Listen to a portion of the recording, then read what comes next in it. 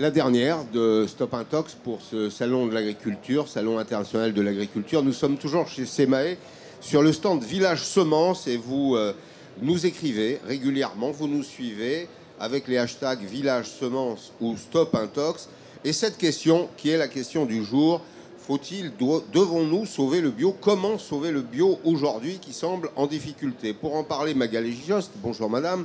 Vous êtes vice-présidente du SINABio, le syndicat national de la transformation et de la distribution du secteur bio en France. Vous êtes vous-même chef d'entreprise. Nature Aliments, c'est le nom de votre entreprise, à Nantes, qui n'est pas un perdreau de l'année, si je puis me permettre la formule, parce que vous êtes là depuis longtemps. Sandrine Faucou est vice-présidente de l'agence Bio. Bonjour. Bonjour. Vous dirigez vous-même une entreprise. Vous nous en parlerez. Vous faites du petit épeautre en Haute-Provence, notamment dans le joli département des Alpes de Haute-Provence. Et puis Philippe Gutzmann. Bonjour Philippe. Bonjour. Est expert de la distribution du retail. De temps en temps, on utilise des mots anglais comme ça pour parler de la distribution alimentaire. Et vous observez évidemment l'évolution des linéaires. Nous allons évoquer les perspectives pour le marché du bio. Mais j'ai d'abord une première question pour vous, Magali Jost. La presse nous dit le bio recule. Sans doute, est-ce la conséquence d'une perte de pouvoir d'achat, d'une tension sur les prix? Est-ce que c'est le seul facteur? Alors moi, je dirais la consommation générale recule, oui, dont le bio fait partie. Donc ça veut dire que ce n'est pas uniquement le bio qui recule. Et c'est multifactoriel. Effectivement, c'est dû à l'inflation à la fois des matières premières, mais aussi de la pénurie de matières premières, la pénurie d'emballage. Donc forcément, s'il n'y a plus d'emballage, on n'emballe pas, on ne vend pas, donc on consommera moins. Et aussi l'inflation des matières premières qui va être quand même la partie la plus impactante en consommation. Du coup, aussi la façon de consommer. On dit aux consommateurs de baisser leur consommation de gaz. J'allais dire la sobriété, c'est aussi de consommer moins. Ça évite de gaspiller. C'est pas une mauvaise nouvelle pour vous, ça? C'est pas forcément une mauvaise nouvelle dans le sens de la philosophie générale vers laquelle on doit aller, à savoir la sobriété et moins consommer pour éviter de dépenser. Pour autant, économiquement, c'est un modèle sur lequel il va falloir jongler pour quand même arriver à continuer à payer les salaires, à payer les charges et à se développer. Il y a des entreprises en difficulté aujourd'hui dans le secteur? Alors en bio, j'allais dire peut-être plus encore qu'en conventionnel. Pourquoi? Parce qu'il y a eu une forte demande de bio, donc beaucoup d'investissements à la fois sur les filières et les entreprises, et une chute qui a été très très très brutale. Donc des entreprises. Chute de la consommation. Chute de la donc, consommation. Des investissements pour les entreprises. Voilà, dans les 3 dernières années. Donc vous vous doutez bien que si ça avait été fait il y a 15 ans, elles auraient été finies. Dans les 3 dernières années, les investissements auraient été amortis. Voilà. Dans les 3 dernières années, c'est encore plus dur. C'est-à-dire que quand on investit, on doit présenter un business plan avec des prévisions de chiffre d'affaires. Elles ne sont pas là. Pour autant, il faut quand même continuer à rembourser. Philippe Gutzmann, vous êtes expert de la distribution, du retail. Est-ce qu'il y a aujourd'hui de nouvelles stratégies des distributeurs dans le domaine du bio? Est-ce que ces distributeurs ont pris acte qu'il y a une crise et qu'il faudrait, par exemple, resserrer l'assortiment? Oui, ça, on le voit très nettement depuis notamment 18 mois.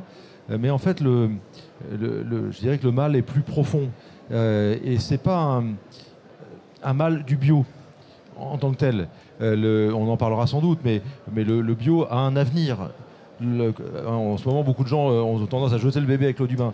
Non, ce qu'on a fait pendant plusieurs années, on a créé une espèce de bulle autour du bio, une croissance sans doute excessive, irraisonnée, mal fondée.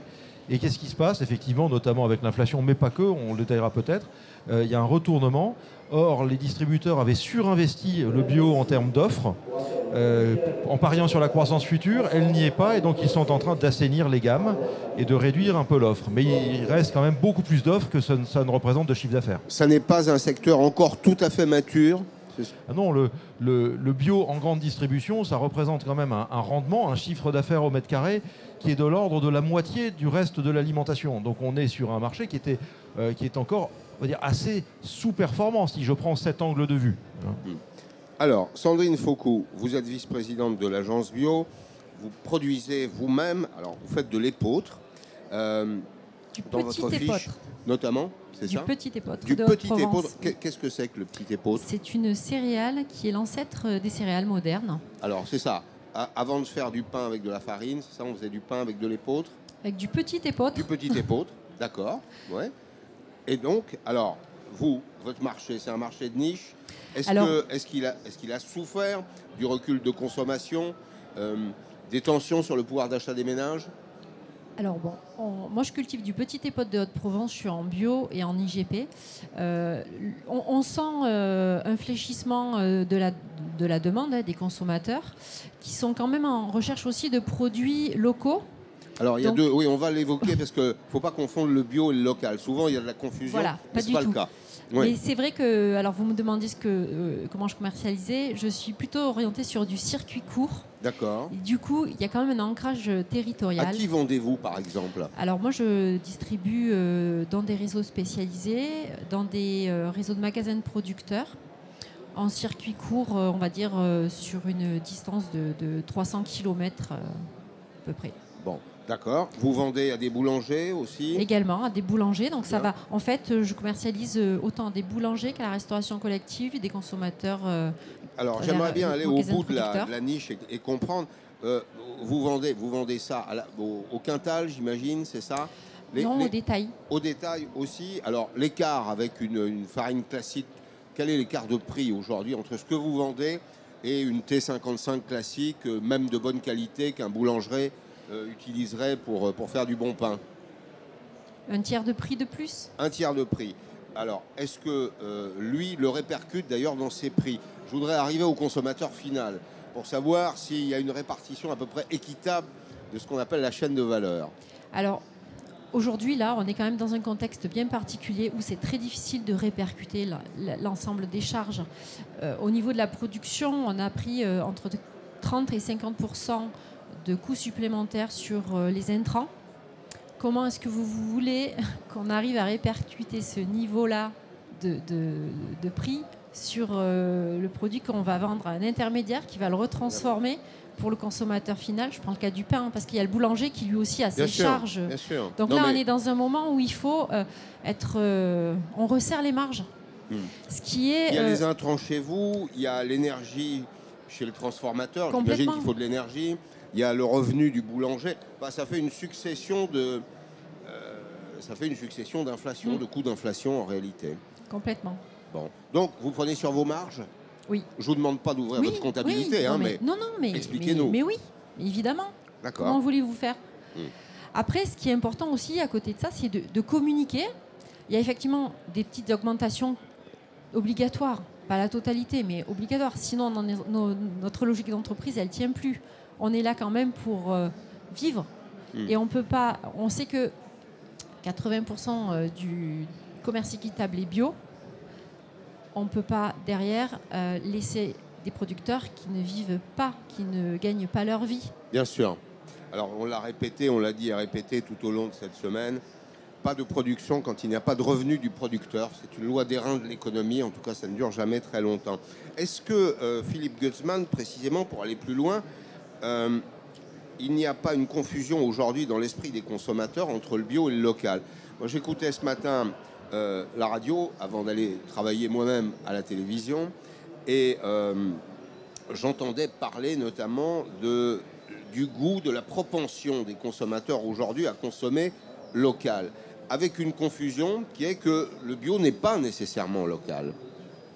Oui, alors je confirme tout à fait ça. Et, en début d'année, avec mes amis de l'Institut IRI, on a publié une étude sur les produits locaux et qui notamment montrait sur l'angle étude conso que la valeur locale est aujourd'hui la plus universellement adoptée par les Français, quelle que soit leur classe d'âge, leur catégorie socio-professionnelle, les régions, leurs origines.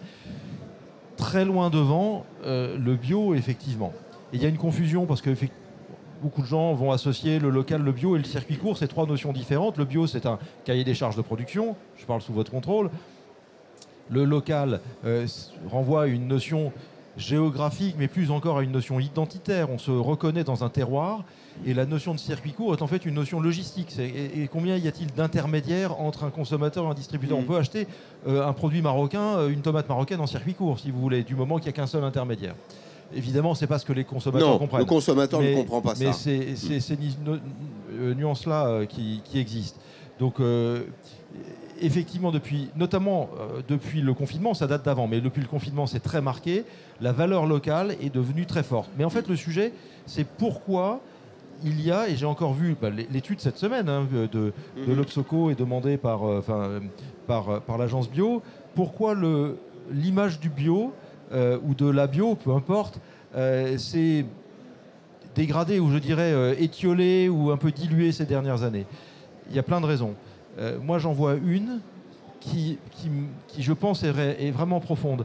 C'est qu'il y a eu une espèce de bataille dans le monde du bio il y a quelques années, et ça continue, entre, je dirais, les puristes, ceux qui ont initié ce marché il y a 15 ans ou il y a 20 ans, qui sont dans les circuits spécialistes bio, et la grande distribution ou des grandes marques qui s'y sont mis après, mais qui portaient le même cahier des charges et le même label. Et en fait, à dénigrer, parce qu'il y a eu ça à un moment donné, à critiquer les nouveaux entrants sur le marché du bio plus grande conso, à force d'avoir un battage médiatique, on va dire de bio contre bio, eh bien, on a sans doute fait perdre le sens de ce que c'était et on a amené du doute dans l'esprit des consommateurs autour de ce qu'est le bio. Et là, il y a un sujet. On va poser la question à Magali Josse. Vous êtes, ce qu'on pourrait appeler dans un mauvais français, les pure players du bio, puisque c'était votre choix de départ. Mais est-ce que vous acceptez cette idée de dire que chez Carrefour, Leclerc, Inter, on vend aussi le même bio, un bio d'aussi bonne qualité? Alors, le bio, c'est avant tout un cahier des charges. C'est ce que dit Philippe, il a raison, on le rappelait. Européen. Ouais. Pour autant, il y a quand même des différences de production dans les pays européens. Si je prends la volaille, entre la durée d'élevage, un poulet bio français et un poulet bio allemand, on aura le même cahier des charges et pour autant pas la même durée d'élevage du produit. Sur le produit bio français, on a l'équivalent du label rouge, donc ça va être 81 jours. Je pense que sur les produits allemands, je ne suis pas une spécialiste de la volaille puisque je fais des produits végétaux. On va être peut-être, je pense, sur 70 jours à peu près. Donc forcément, une dizaine de jours de production, c'est pas du gratuit, c'est des achats d'entrants en plus, etc. Mais peut-être que Sandrine saura mieux le dire en tant que vice-présidente de l'agence bio sur les durées d'élevage. Vous êtes comme moi sur du végétal. Il y a bio et bio. Et vous comprenez. Après, je reprends ce que disait Philippe Gutzmann. Ouais. Philippe par rapport au bio et local. Effectivement, le local, j'ai cherché, j'ai toujours pas trouvé de cahier des charges.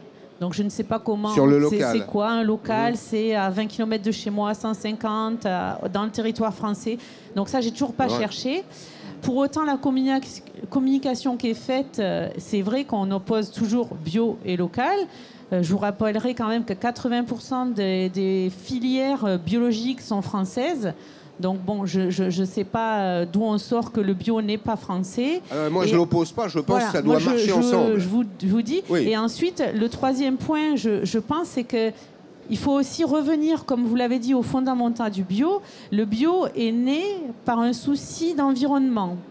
Aujourd'hui, un produit bio européen importé aura un coût environnemental moins fort qu'un produit local, conventionnel, à côté de chez moi, ou à 500 ou 40 ou 100 km de chez moi. Alors, un coût environnemental. Un exemple. Pourquoi? Parce que j'utilise des produits phytosanitaires, des produits, des engrais chimiques dont la fabrication émet énormément de CO2. Et que ce soit un produit bio importé ou un produit local, il y aura toujours du transport pour arriver jusqu'à la centrale d'achat. Donc, sur la partie logistique, il n'y a pas de différence entre les deux. Je vais prendre deux produits. Alors, on pourrait choisir une autre comparaison. Vous prenez une pomme bio qui vient de Nouvelle-Zélande. Et puis vous prenez une pomme verger éco-responsable qui est produite dans la Drôme, dans la vallée de la Dordogne, par exemple, dans la vallée du Rhône. Ça veut dire quoi éco-responsable? C'est quoi le cahier des charges d'éco-responsable? Par exemple, c'est l'utilisation d'outils biologiques. Vous savez, on introduit des catégories d'insectes qui viennent détruire des prédateurs et on utilise peut-être éventuellement de temps en temps des molécules de synthèse, mais pas systématiquement. Vous diriez malgré tout qu'il faut choisir la pomme qui vient de l'autre bout du monde? Je vais vous dire, vous faites le constat de votre consommation de carbone, ou en tout cas l'impact carbone de vos deux productions, puisque quand même l'impact carbone d'un produit, c'est 80% la production. Donc j'allais dire la production et le problème du carbone, donc l'agriculture au niveau amont, et clairement le bilan d'une agriculture sur un pommier conventionnel. Moi, éco-responsable, je ne peux pas me prononcer, je ne connais pas le cahier des charges. Et la pomme biologique, clairement, vous n'aurez pas le même bilan carbone. Donc le coût pour la planète est beaucoup plus désastreux sur du conventionnel que sur de la pomme néo-zélandaise, c'est pas la européenne. Hein. Moi, je vous parle de la pomme polonaise, si elle n'est pas bio, de la pomme européenne. Hein. J'ai bien dit européen. La pomme polonaise qui envahit d'ailleurs la grande distribution aujourd'hui, chargée d'acétamipride, c'est bien ça? Oui, c'est bien ce produit qui est utilisé pour traiter les pommes en Pologne. Donc choisissez au passage d'ailleurs des pommes françaises. Est-ce que précisément, Philippe Gutzmann, il n'y a pas là encore des éléments de confusion dans l'esprit des consommateurs? Moi, je comprends parfaitement cette idée. Il m'arrive d'acheter des produits bio et j'essaye d'acheter des produits qui sont produits pas trop loin de chez moi.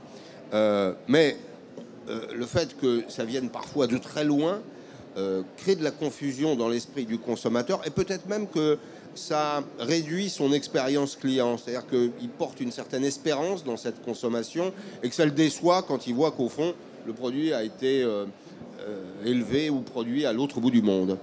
Oui, bien sûr. Il y a ce type de confusion. Il y a beaucoup de paramètres autour de ça. D'abord, ce marché est né d'acteurs militants, d'acteurs engagés qui croyaient profondément à ce qu'ils faisaient et c'est à saluer. Et puis, on a constaté que c'était un marché.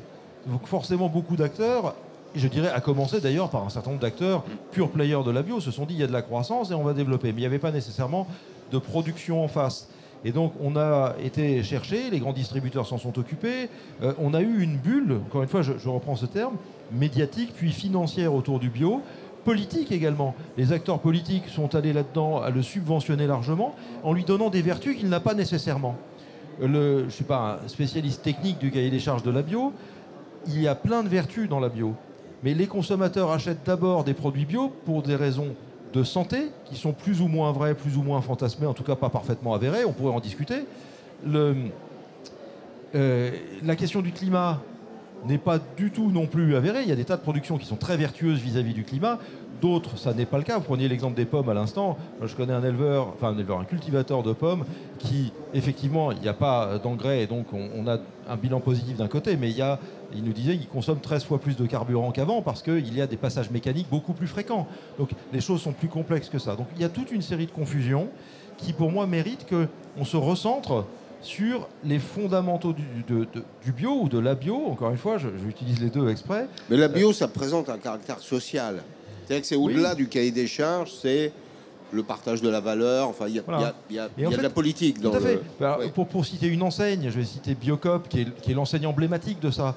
Je veux dire qu'on soit pour ou contre, peu importe, c'est une enseigne que je trouve intéressante parce qu'elle est cohérente dans sa démarche sur l'ensemble des facteurs, en associant les consommateurs, les producteurs, les distributeurs. Donc, je trouve ça intéressant. Mais ce que je dis là montre quelque chose. C'est que le rêve, en tout cas à court ou moyen terme, de dire il faudrait que 25% de l'agriculture ou que la consommation soit bio est inatteignable. Parce que on ne pourra pas... je dirais, faire adhérer à ce mouvement-là une telle part de la population. Au reste, aujourd'hui, le volume bio consommé est extrêmement faible.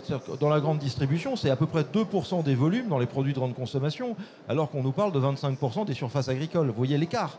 Donc forcément, il y a de la surproduction aujourd'hui par rapport à la consommation, et donc il y a un crack. C'est le phénomène de bulle qui explose. On va demander à Sandrine Faucou comment elle gagne sa vie, puisque si en effet les conditions de production sont plus compliquées, un cahier des charges plus ambitieux, c'est toujours des conditions de production plus compliquées. Il faut voir le répercuter dans le prix. Vous partagez là le discours de Philippe Gutzmann. L'équilibre économique me semble compliqué.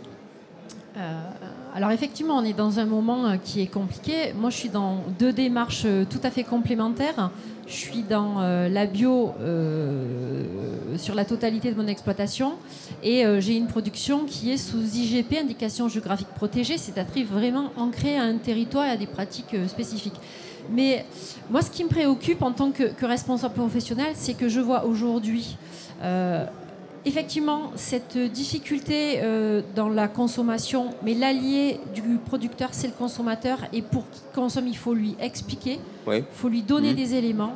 Ces dernières années, avec la multiplicité des démarches démarquantes, on va dire, toutes confondues, il y a de quoi s'y perdre. La bio, c'est un signe qui était reconnu. On a vraiment des mots forts, on a des pratiques fortes, pas de pesticides, le bien-être animal. On sait qu'il y a un impact positif sur l'environnement, 30% de diversité de biodiversité. Et ça n'est pas correctement communiqué? En fait, il faut davantage le communiquer. Au niveau de l'agence bio, nous avons mis en place l'année passée avec les interprofessions également, la Maison de la Bio, une campagne de communication. Vous avez le petit logo là sur mon épaule, pour nous, pour la planète, #Bioréflexe, pour vraiment inscrire l'agriculture biologique comme un éco-geste. Mais consommer bio, c'est aussi moins gaspiller, acheter plus de local, plus de vrac, plus cuisiner.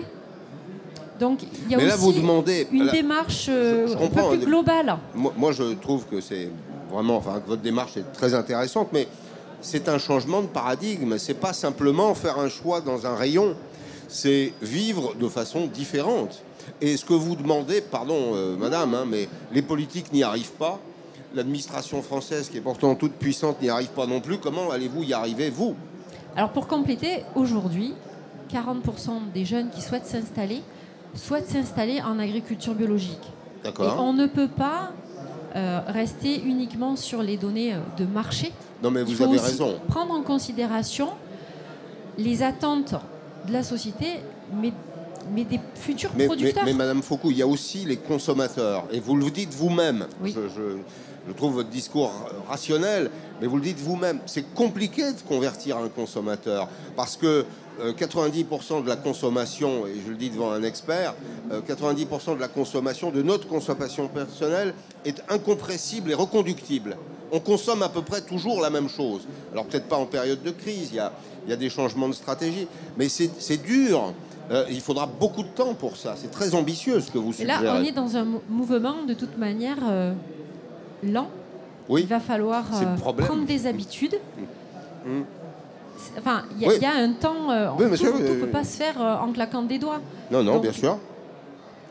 Je suis là aussi pour vous poser des questions. Et il y a toujours des obstacles. Et il faut essayer, au contraire, de les comprendre, de les identifier pour ensuite les surmonter. Oui. Oui, je vais compléter. Un gros vecteur de changement, ça s'appelle la restauration collective. N'oubliez pas que notre cher État a fixé un objectif de 20% de produits bio en restauration collective.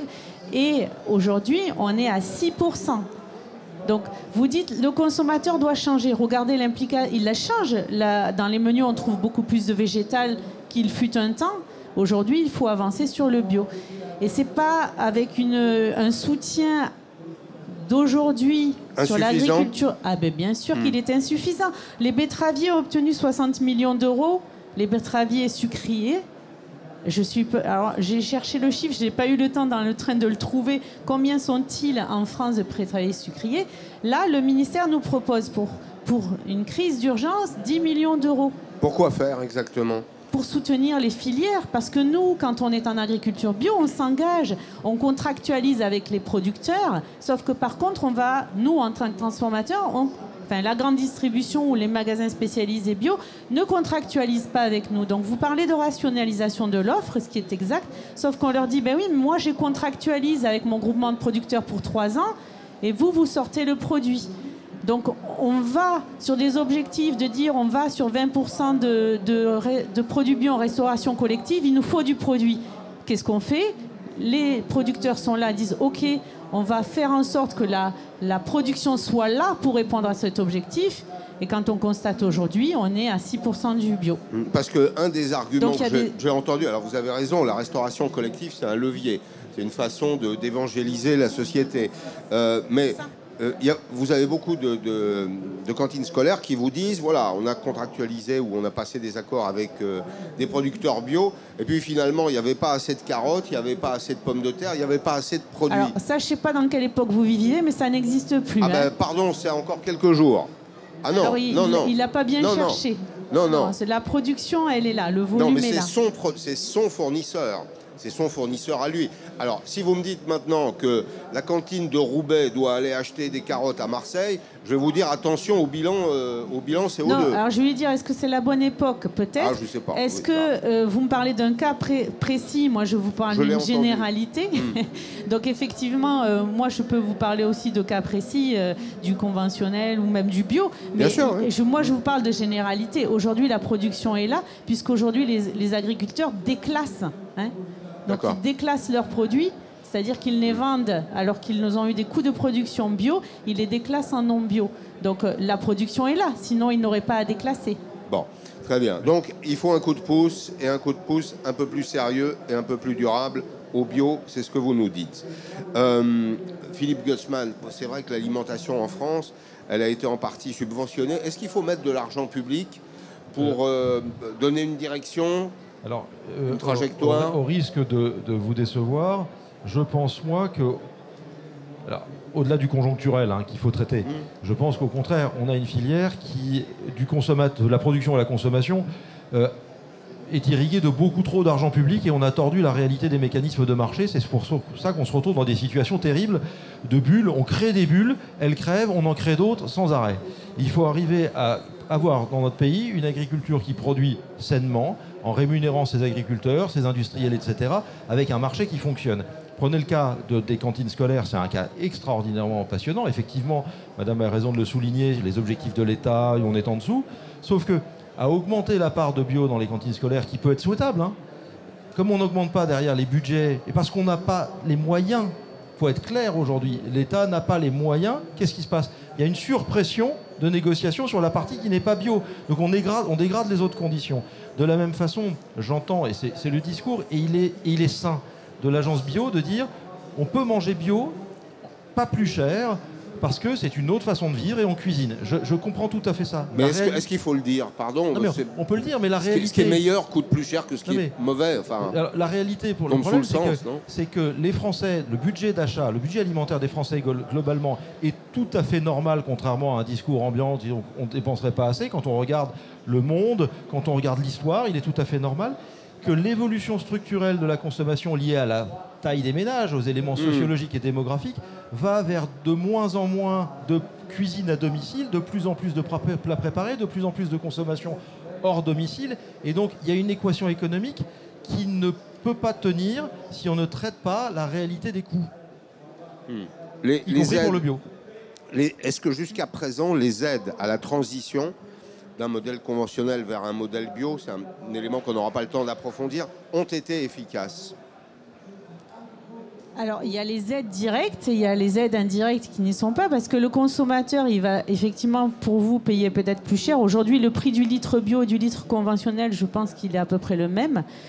Pour autant, le prix de la dépollution des eaux polluées par les produits phytosanitaires, le consommateur le paye aussi, pas sur le prix final, mais il le paye à contrario. En termes de santé publique, vous voulez dire? Il faut bien la dépolluer, cette eau-là. Bien donc, sûr. vous comme moi, et moi, ça m'embête parce que je ne mange pas de produits autres que bio, et je paye quand même quelque chose que je n'ai pas souhaité. Oui. Donc, je pense que le coût du produit, il faut le prendre dans sa globalité et pas uniquement sur la production, mais aussi toutes les externalités positives que le bio apporte aujourd'hui, qui n'est pas du tout pris en compte dans le prix du marché. D'accord. Donc, est-ce que c'est le prix du produit bio qui est cher ou est-ce que c'est le prix du conventionnel qui n'est pas sa juste valeur?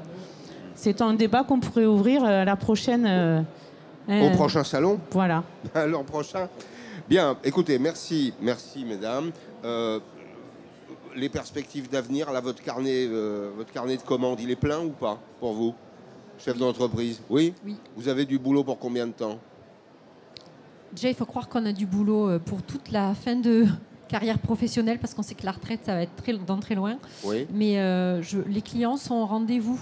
Bon. Les gens sont demandeurs de produits vrais et si on leur explique pourquoi, comment on travaille, ils sont d'accord pour payer un petit peu plus cher. Y compris les gens modestes.